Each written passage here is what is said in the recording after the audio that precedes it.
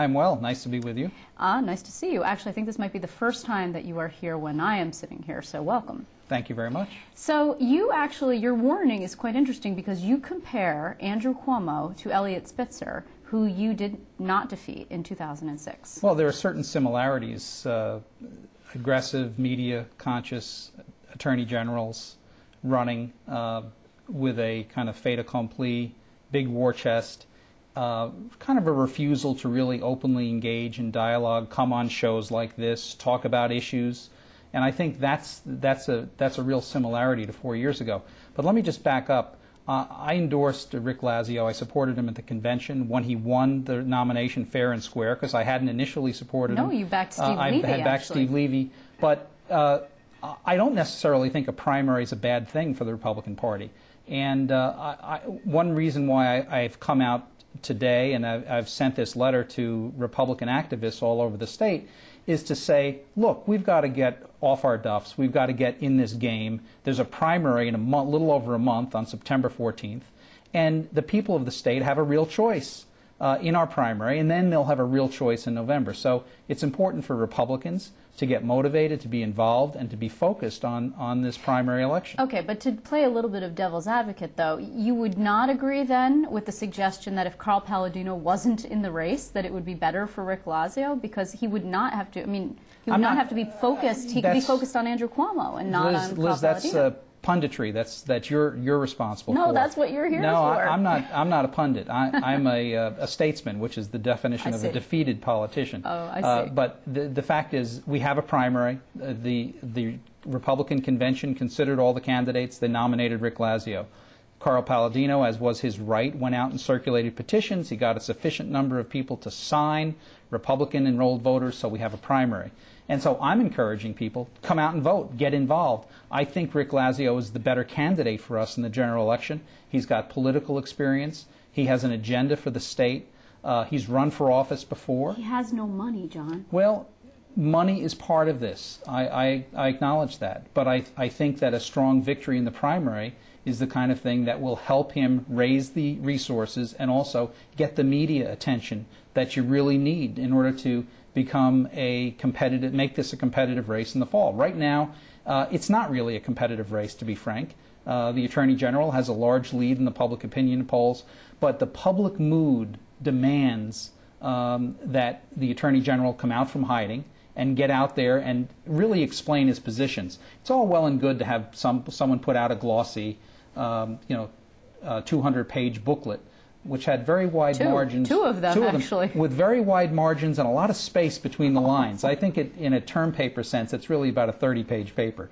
But are you saying that the Attorney General cheated? No, I'm not. I'm just saying that when you really look at it, but look at the substance of it, and look at the problems that the people of the state face. And I point this out in our letter, in my letter. Upstate New York is an economic basket case. In a lot of these downtown cities, you can shoot off a cannon in midday and no one will know it. True. And the combined the tax burden that people face, we all know this, 70% above the national average are our property taxes. We're the highest taxed in virtually every category, high energy costs, high workers' comp costs. The Attorney General's plan calls for shutting down the Indian Point nuclear power plant. Fully 30% of the power for the New York metropolitan area. But I do not believe he's calling for it to be shut down before there's an alternative to replace the 30,000 some odd megawatts of power. He's trying to equivocate. He's saying he wants to shut it down. And the fact is, we need safe, reliable nuclear power in this state. We have plants in upstate New York. We have the plant at Indian Point. And that plant needs to be to continue. There is no alternative to Indian Point.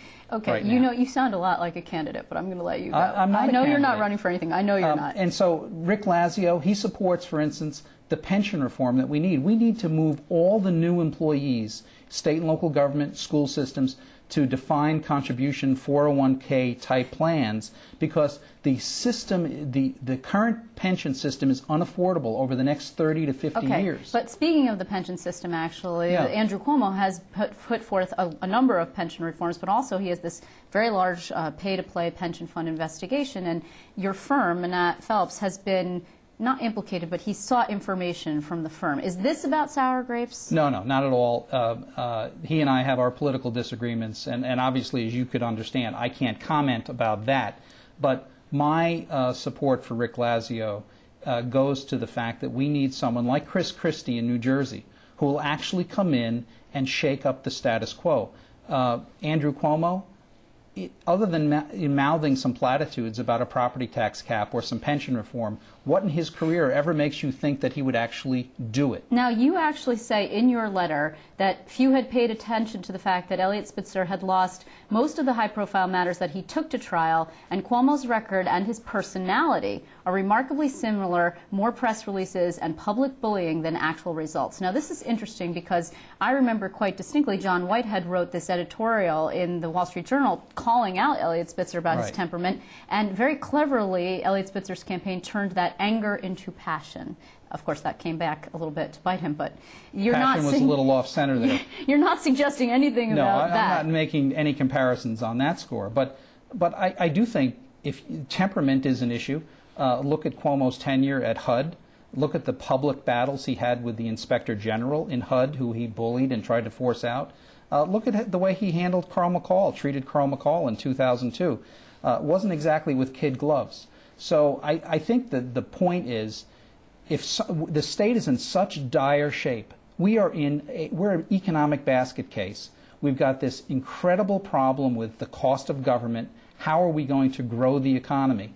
And it shouldn't be good enough for people to just simply hide behind the conference call news conferences or the veneer of $20 million in the bank so you can put 30-second ads on. You should be able to come out, meet your opponents head on, go on shows like this, and really explain the substance of your positions. Well, wait, he's for pension. You say he's for pension reform. Hold on, if that's the case, then Rick Lazio should debate Carl Palladino, which on this very show he has refused to agree to do. Well, in my opinion, he should. Okay, there we go. We'll let him know. So on the pension issue, 401k type plans, defined contribution plans are absolutely essential to the future economic survival and the cost of government in this state. So if Cuomo says he's for pension reform, but he's not for converting to a 401k type system, that's not real reform. That's mouthing a platitude about reform, or talking about pension padding, which is a real issue, but it's a minute issue compared to the real cost of pensions over the next 20 to 30 years in this state. We're unfortunately almost out of time. I just want to ask you quickly two things. A, do you really believe your party's got a shot? It's very important that we mobilize, that we get our act together, which it is, that's why I sent this letter. I want activists to realize that we can win statewide. We have some real opportunities statewide. We have some excellent candidates. We could win 6 to 8 House seats in the U.S. House of Representatives in this state. Winning legislative seats, Senate seats, and Assembly seats is vitally important.